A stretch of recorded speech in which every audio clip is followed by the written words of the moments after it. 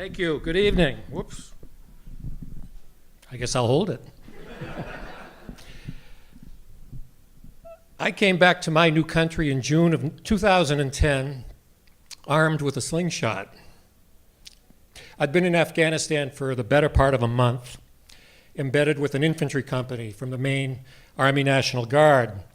And they were stationed on the border between Afghanistan and Pakistan, which is a very dangerous place. A lot of Taliban in the area coming and going, and their job was to make life as difficult for these Taliban insurgents as they could. And one day we were out on patrol looking for Taliban, didn't find any. But what we did find was a group of young Afghan boys, 8, 9, 10 years old, the cutest kids you'd ever seen. They were sitting on a rock wall when we came upon them, and every one of them had a slingshot.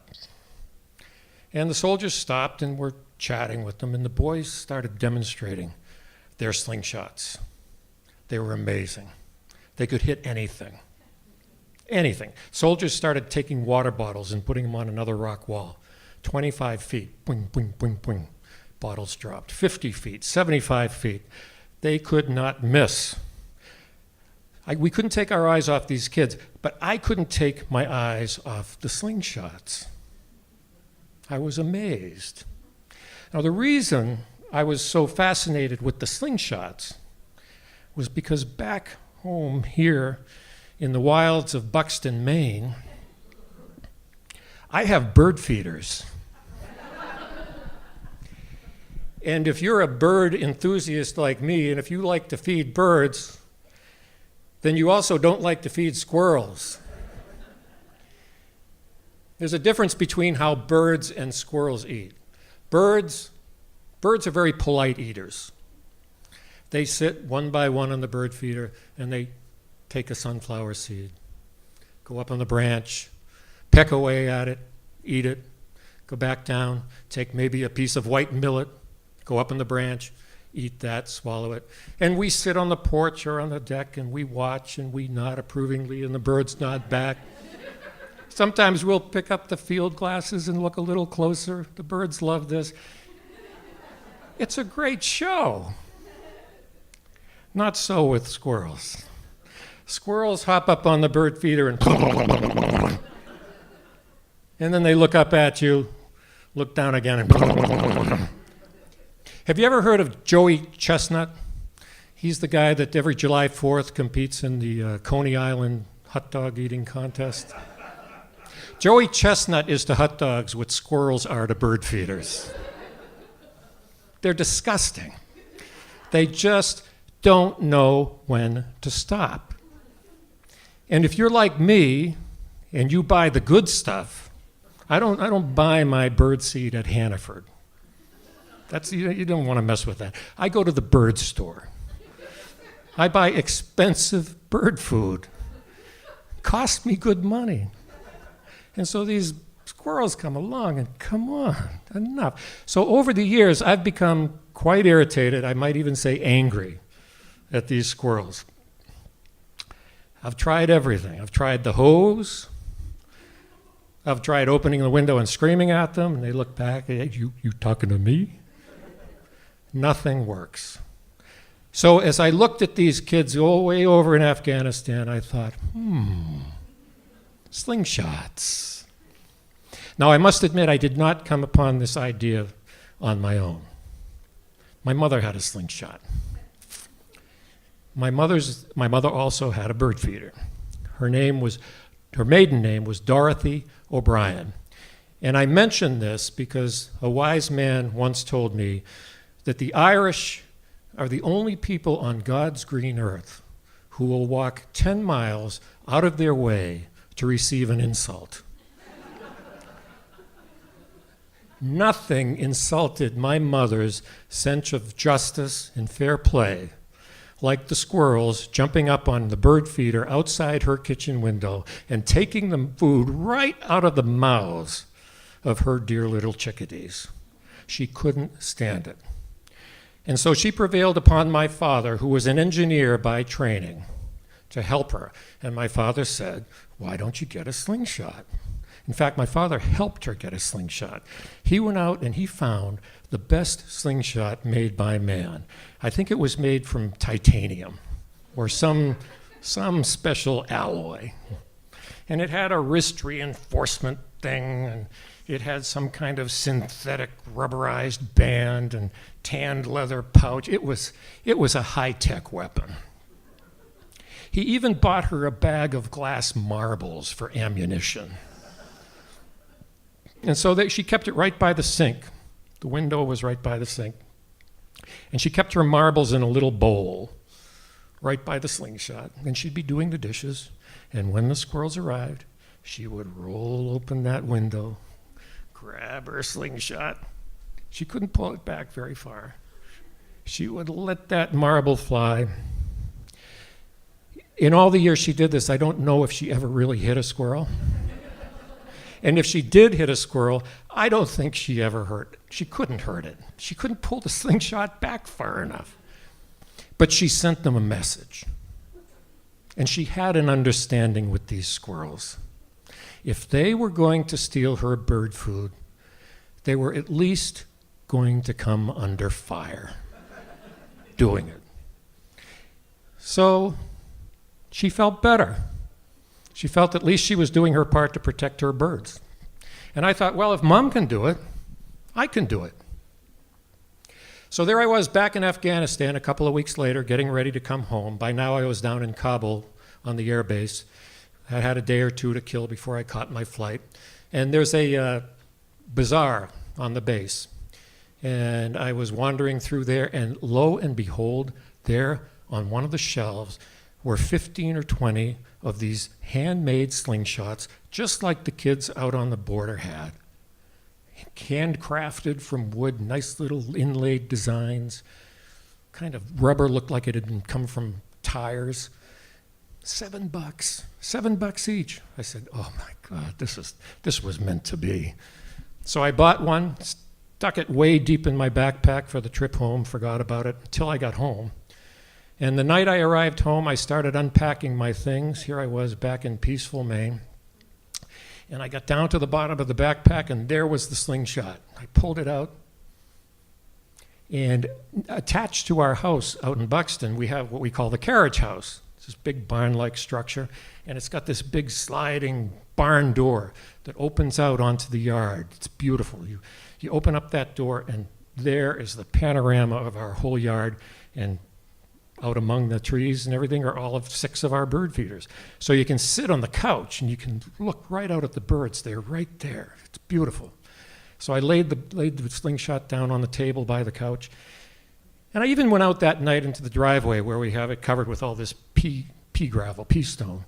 Grabbed a handful and put it in a bowl right next to the slingshot.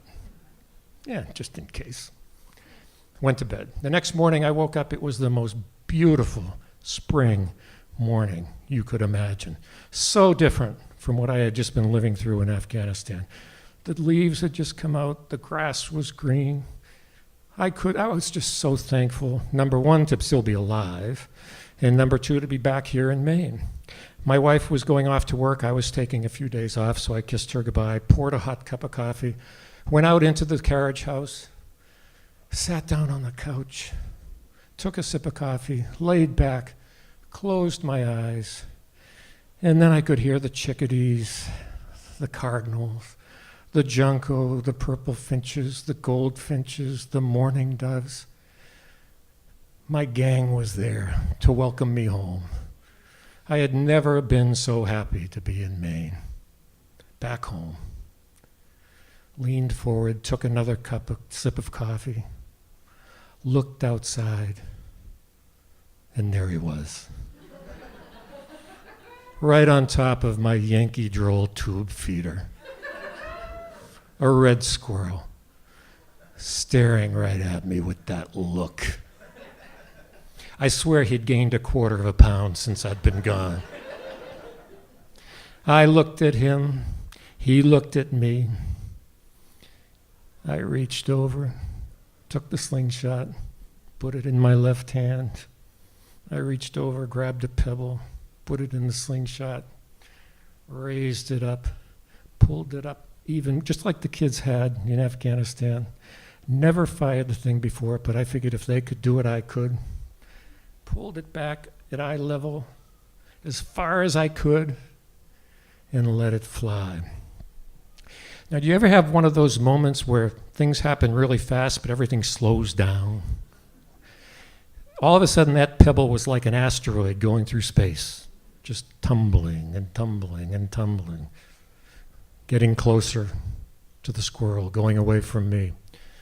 Now, while the asteroid is tumbling, let me point out that all over Maine, there are people who love to shoot deer, they love to shoot bear, they love to shoot moose.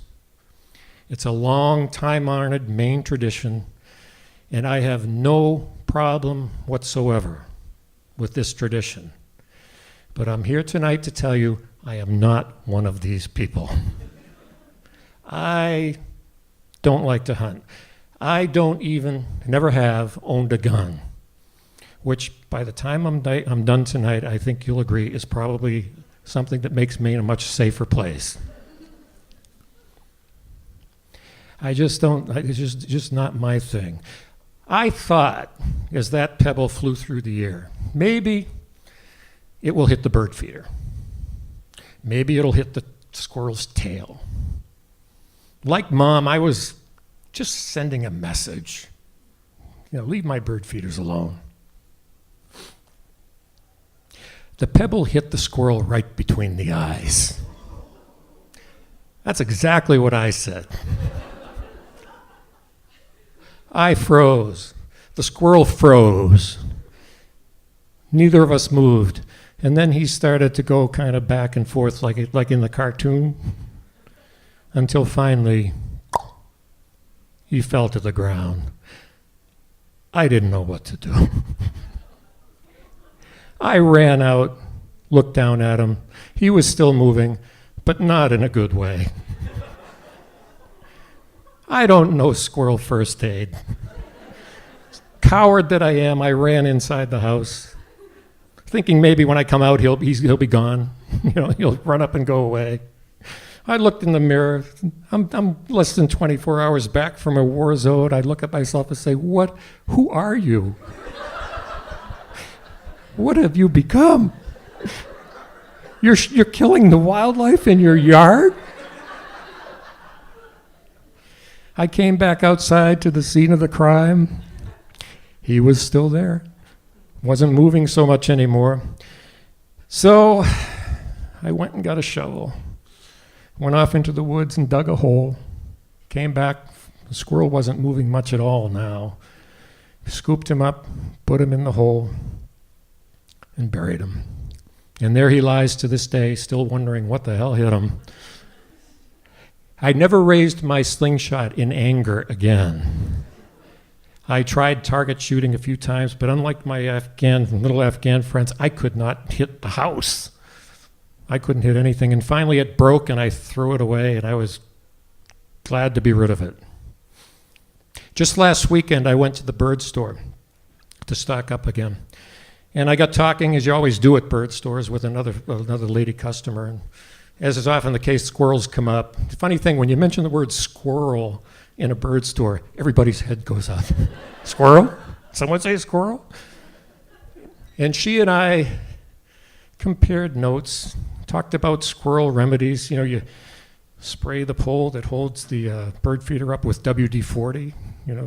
Doesn't work. And she finally looked at me at one point and she said, I wouldn't mind sharing with the squirrels. It's just that the food is so expensive. And I nodded very sympathetically, but I didn't really say anything. And I regret that, because if I had said something, it would have been this. I would have said, if you're in the business of helping living things, squirrels, people, whatever, survive, you should just help. Once you start deciding who deserves to live and who doesn't, that's when you get into trouble. That's when you start making decisions that you might regret down the road. So in my new world, I still fill the bird feeders way, way more than I wish I had to.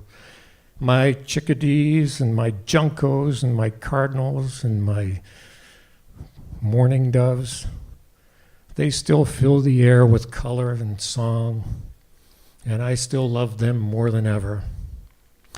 And the squirrels, they're as fat as they ever were. But July 4th is coming, and I'm wondering how they feel about hot dogs. Thank you very much.